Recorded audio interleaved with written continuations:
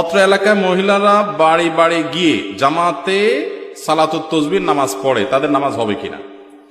মহিলারা বাড়ি বাড়ি গিয়ে সালাতুত তাসবিহ নামাজ পড়ার যদি কোনো সিস্টেম বানিয়ে রাখে এলাকাতে, তাহলে সেটা বেদাত হবে। বেদাত মানে ইসলামের নামে বানোয়াট কাজ। তাহলে এই বানোয়াট কাজ করলে সওয়াব হবে না, গুনাহ হবে, গুনাহ। নবী করিম সাল্লাল্লাহু আলাইহি সাল্লাম বলেছেন, ইসলামের ভিতরে কেউ নতুন করে কোনো কিছু আবিষ্কার করলে সেটা না হবে ভ্রষ্টতা, আর ভ্রষ্টতার ঠিকানা গুমরাহি, জাহান্নাম।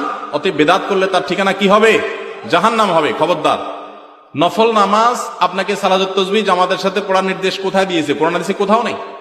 সেখানে আবার মহিলারা বাড়ি বাড়ি গিয়ে, এটার ইসলামে কোনো সুযোগ নাই। এটা সম্পূর্ণ এবং পরিষ্কার বেদাত। এই বেদাতে লিপ্ত হলে আপনি গুনাহগার হবেন এবং নিজের আমল নষ্ট করবেন।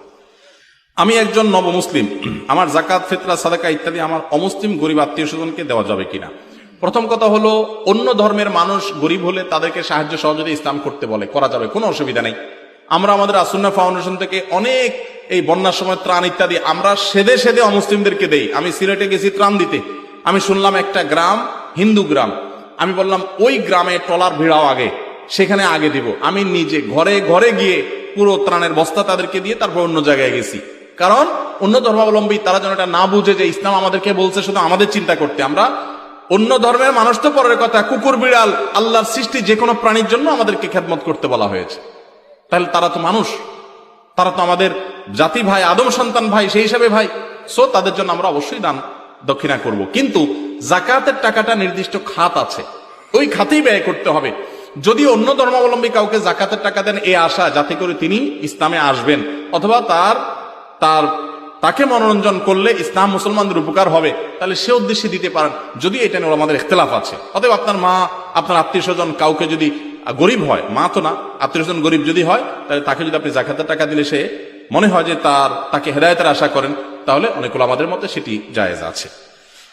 মা বাবা নামাজ পড়ে না, বাবা মদ গাঁজা সেবন করে, কিন্তু তার ছোট ছেলে মেয়ে আছে, এখানে সাহায্য সহায়তা করা যাবে কিনা? অবশ্যই ছেলে মেয়েদের সাহায্য করবেন। বাবা অন্যায় করলে তাদের কি দোষ আছে? তাদের জন্য সাহায্য অবশ্যই করতে পারবেন, তবে আপনার সাহায্যের টাকা দিয়ে যেন বেটা মদ গাঁজা না কিনলে খেয়াল রাখতে হবে। আমি জেনে শুনে বুঝে নামাজে ভুল হচ্ছে এমন লোকের পিছনে নামাজ পড়লে নামাজ হবে কিনা? ভুল কেমন হচ্ছে এটার উপর নির্ভর করবে। বড় ভুল হয়, অর্থ বিকৃতি হয়, তাহলে এর পিছনে নামাজ পড়লে নামাজ হবে না। ছোটখাটো ভুল হয়, নামাজ পড়া যাবে, নামাজ হয়ে যাবে। ভিন্ন ধর্মীরা কেন জাহান্নামে যাবে? অন্য ধর্মের মানুষরা কেন জাহান্নামে যাবে?